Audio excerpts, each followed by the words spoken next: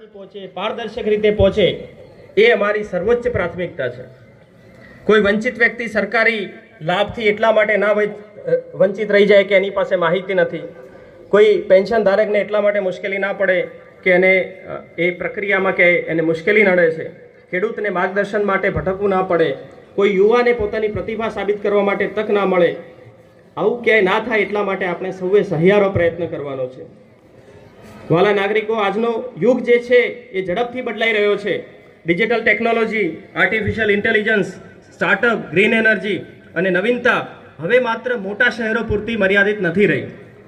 આપણા તાલુકાના નાના વેપારી પણ આજે ડિજિટલ માધ્યમથી પોતાના ઉત્પાદનો દેશ વિદેશમાં પહોંચાડી શકે છે. ખેડૂતો ટેકનોલોજીથી ખેતીને વધારે ઉત્પાદનક્ષમ બનાવે છે.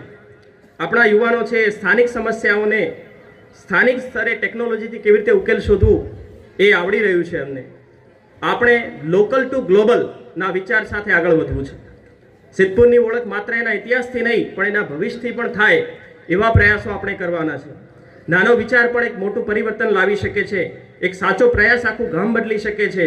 જ્યારે સ્થાનિક શક્તિ રાષ્ટ્રીય સંકલ્પ સાથે જોડાશે ત્યારે વિકસિત ભારતનો માર્ગ ખુલશે. યુવા મિત્રો, ખાસ કરીને આપણા જે જૈનજી મિત્રો છે, યુવાનો છે, એમને પણ હું કહેવા માંગુ છું કે આજે તમારી પાસે એવી સુવિધાઓ છે કે જે અગાઉની પેઢીઓને ઉપલબ્ધ નહોતી. તમારા હાથમાં સ્માર્ટફોન છે, પૂરા વિશ્વનું જ્ઞાન છે. આજે તમારા વિચારોને વિશ્વ સુધી પહોંચાડવા માટેના અસંખ્ય માધ્યમો છે. પરંતુ એની સાથે એક જવાબદારી પણ છે. માહિતી મેળવવી સરળ છે, પણ સાચી માહિતી શું છે એને ઓળખવી મુશ્કેલ છે. એ તમારું કૌશલ્ય પણ છે. તેથી આ યુવાનોને મારો સંદેશ છે કે સોશિયલ મીડિયાનો ઉપયોગ કરો, પણ ક્યાંય ખોટી માહિતીનો શિકાર ના થવાય. ટેકનોલોજી શીખો, પરંતુ એનો ઉપયોગ માત્ર મનોરંજન માટે નહીં પણ નવીનતા અને રાષ્ટ્ર નિર્માણ માટે કરો. સ્ટાર્ટઅપના સપના જુઓ, પરંતુ સ્થાનિક સમસ્યાઓના ઉકેલ પણ શોધવા માટેના પ્રયત્ન કરો. બંધારણને જાણો, લોકશાહીના મૂલ્યોને જાણો. મતભેદ મનભેદ ના થાય એ ખાસ જુઓ. વ્યસનોથી દૂર રહો.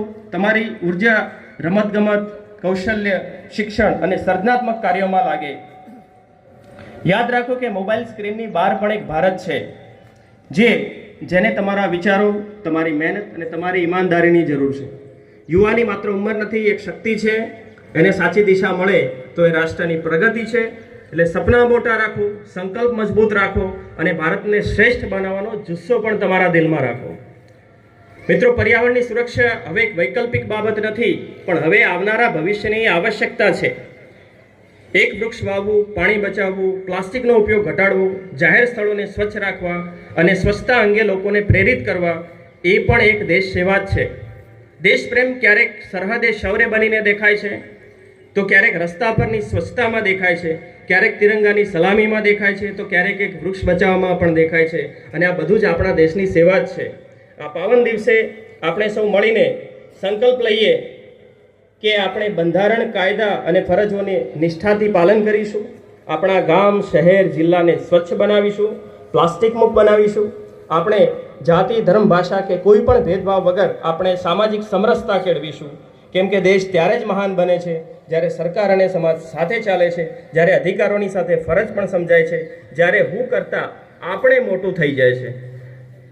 પ્રિય ભાઈઓ બહેનો, આજે આપણે માત્ર સ્વાતંત્ર્ય દિવસની ઉજવણી માટે જ ભેગા નથી થયા, પરંતુ આપણા ભવ્ય ભૂતકાળને યાદ રાખવા, સાથે વર્તમાનની જવાબદારી સ્વીકારવા અને ભવિષ્યનું ભારત બનાવવાનો સંકલ્પ લેવા માટે એકત્રિત થયા છીએ.